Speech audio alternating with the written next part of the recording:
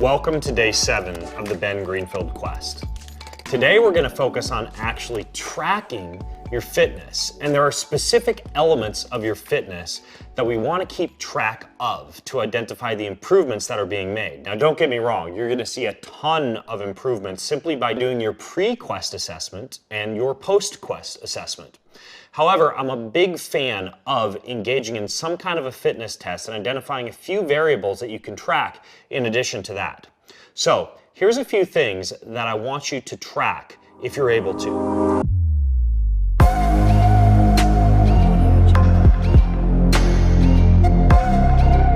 Number one would be muscle mass. There's a couple of different ways that you could measure this. For example, there's a type of scan you can get at many clubs called an in-body scan.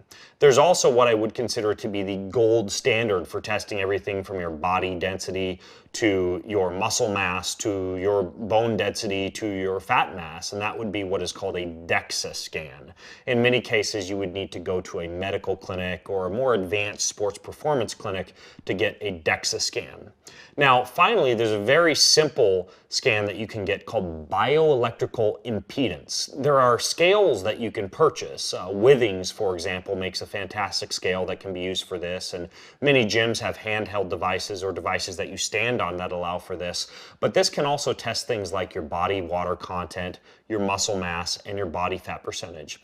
Ultimately, though, what you'll want to look at is your muscle mass, and then, as I just alluded to, body fat percentage. And again, body fat percentage could be had, and muscle mass as well, via an in-body scan, a DEXA, bioelectrical impedance, and then there are also what can be used for body fat, what are called skin fold calipers, and a personal trainer or someone at a health club can often measure body fat using skin fold calipers. I'm personally a fan of, for my own tracking purposes, simply doing all this in the comfort of my own home. So I have what's called a Withings Body Analyzer scale, and that simply takes care of most of those parameters for me. Now, another one that I like is a blood glucose test.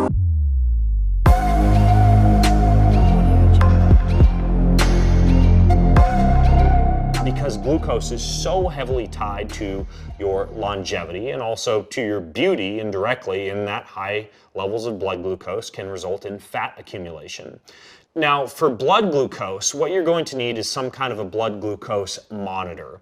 There are companies like Accu-Check and Abbott, and most of them make devices that you can purchase on Amazon or at your local pharmacy or Walgreens or CVS or any other location where you'd normally get things like pharmaceuticals or personal care products or medical supplies. Very, very simple to be able to get a simple blood glucose monitor. So we have muscle mass, we have body fat, we have blood glucose, and we also have recovery.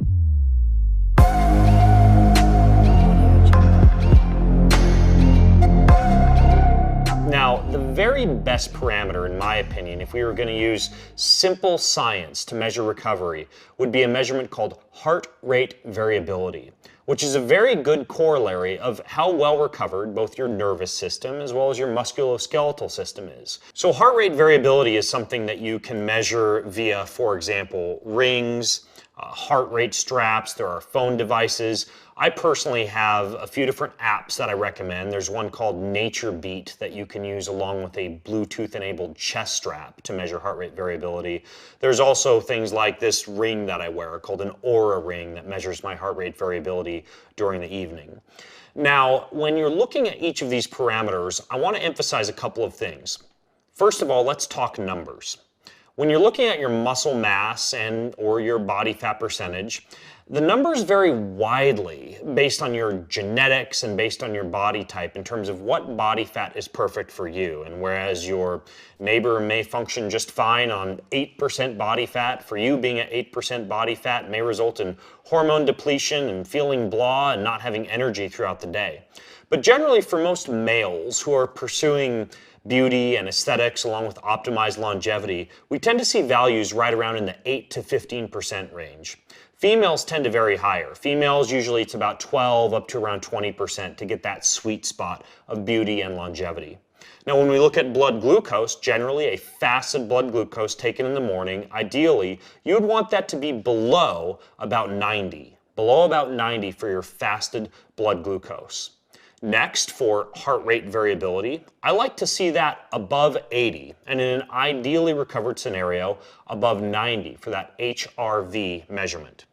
Now, there's one other measurement in addition to the muscle mass and body fat, the blood glucose, and the heart rate variability recovery. And this would be the actual results of the fitness test that's going to be assigned to you and that you're going to learn more about on this day 7 assignment. Now, finally, if you think about many of the things that you've just learned, from strength and your strength to muscle mass ratio, to your mitochondrial density, to your cardio fitness, many of these tests that I've just listed for you are directly measuring your progress in those specific parameters. Take, for example, your strength to muscle mass ratio.